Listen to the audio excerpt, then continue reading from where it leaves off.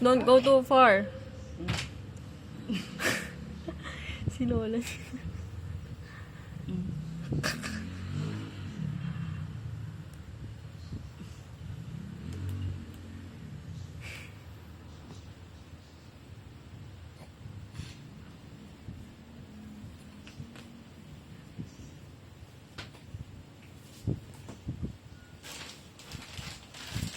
Bantay mo yung enrollment mo.